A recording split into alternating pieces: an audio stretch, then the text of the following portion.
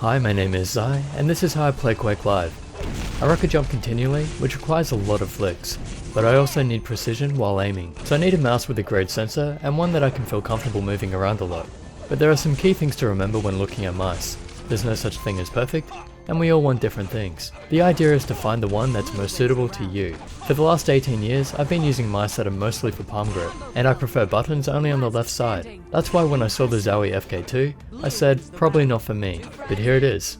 A mouse seemingly made for fingertip grip, and buttons on both sides. And I like it. This is why we can never be sure about mice until we try them. Of course, we can't try everything, so in this review, I'll do my best to explain it and hopefully give you an idea of if it's right for you. So it's an ambidextrous mouse with a 3310 sensor, buttons on both sides, and it weighs about 84 grams. Those are the four most important factors to a mouse: shape, buttons, sensor, and weight.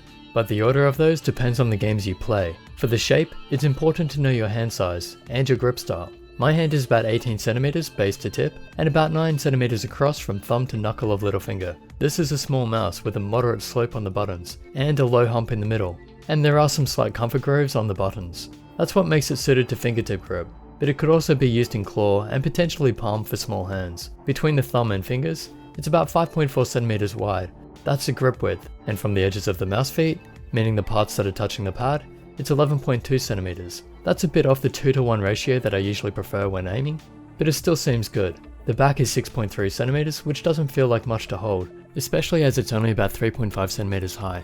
And the front is 5.7 centimeters. I don't have the FK1 or the FK1 Plus, so I can't comment on those. But they are bigger, so if you need a bigger mouse, then definitely check those out. A safe shape is one that allows for multiple grip styles, one that doesn't dictate exactly where you put your fingers or how you rest your hand. This is fairly safe as the sides are quite flat, with just enough ledge to help when picking it up, but because it has buttons on both sides, they could get in the way. It's hard to predict just what hand sizes could suit this mouse. I think from 14 to 17 centimeters can probably palm it, but again, not sure because of the side buttons. And for claw and fingertip grip, I would say probably 16 to 19 centimeters. You can probably push it a little more either way, it really depends on you. As said, it's about 84 grams, and it feels quite well balanced. Moving on to the buttons, here is a listen to the clicks.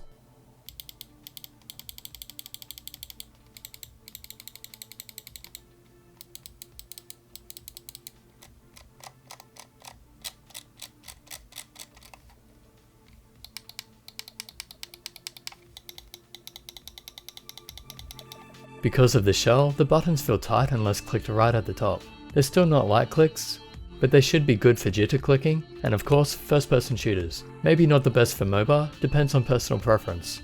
Mouse 3 has about the same resistance, which isn't very tight for a mouse wheel, and there is a lot of tactile feedback on the scroll, so it's not so great for browsing, but it should be good for in-game. The side buttons have very little travel, feel crisp, and should be good for most people. Now let's check the implementation of the 3310 sensor, which is found in the rest of the Zowie BenQ range. There's a lot of testing out there by machines and software. I'm going to give you the human tests, so you know how it performs in game for human hands. Starting off with some rocket jumping, this is just to make sure it can handle my style, and of course it can. Moving the mouse across the pad as fast as I can't make it spin out. In the sniper test, I zoom right in to FOV1, and start with pixel by pixel movements at 1600 DPI. Speeding up a little, we see that it's tracking well. I also tested this at the other DPI ranges and didn't find a problem on multiple pads. There is no easy way to test the delay between movement of the mouse and on screen, but going by feel, this seems quite responsive. Testing for acceleration and deceleration, I'm going to move the mouse across the pad very quickly, and then track back slowly.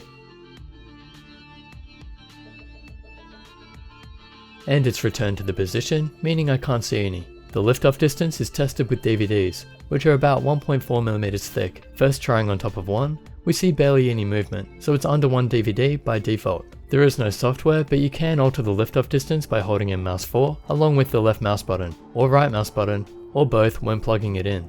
It seems to be different on each pad, so if you're not happy with default, you can test it. Also, you can only have one set of side buttons active, left or right, which you can change in a similar way, along with the polling rate. Check the manual for instructions. There is a DPI button on the base, and you can cycle through the 4 modes. 400 is red, 800 is pink, 1600 blue, and 3200 green. In the line test compared with the Zowie ZA12, we see no jitter, angle snapping or skipping. The liftoff movement is well controlled, and there is no sensor rattle. This is a typical great performance from Zowie's implementation of the 3310 sensor. Another important part is the build quality. I use too many mice to comment on durability, but I can give an indication of how well it's made. When tapping it, it seems solid, but when shaking it, there is a fairly loud rattle on mine, and I don't know what it is. The materials feel like high quality plastic and the texture is smooth. The safe shape should allow for good grip, but I'm not sure how well they'll perform with sweat. Zowie cables are the best, being smooth, flexible rubber and 2 meters long. There are 2 large mouse feet that glide smoothly over the pad, and they include a replacement set in the box. So they're the important factors of the mouse, but now for a personal opinion. Can I aim with it? Here are some highlights while I explain. If you're familiar with this channel, you know that my favourite mouse in first person shooters is the Zowie EC2A. It's been number 1 ever since I bought it. During my testing, I noticed my aim with the FK2 was really on. So I got the EC2A out and tried them side by side. I struggled to tell the difference. I mean, the mice feel completely different, but after adjusting to each, I was hitting the same kinds of shots. Switching to completely different mice, the aim was still good, but it wasn't as consistent, and it lacked a certain wow factor. And that's why I'm here debating which is the best, the EC2A or the FK2. For recommendations, the EC2A is safer, because it doesn't have the side buttons on the right, but the FK2 can suit left-handers as well. But for my personal top 20 list, which gets number 1? And I think the answer is the FK2, because it's smaller and lighter, more suited to my hand. If they bring out a Zowie EC3A, the EC series might go back on top, but for now, the FK2 is my new mouse of choice, and it takes the number 1 spot. Special thanks to Zowie for sending this out for review.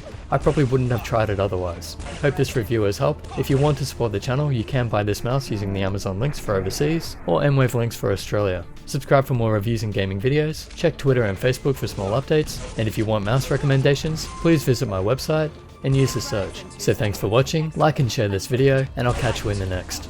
Impressive.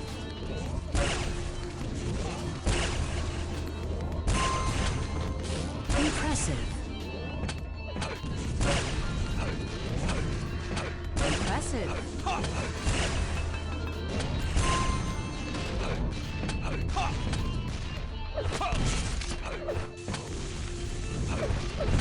Red wins the round. Accuracy.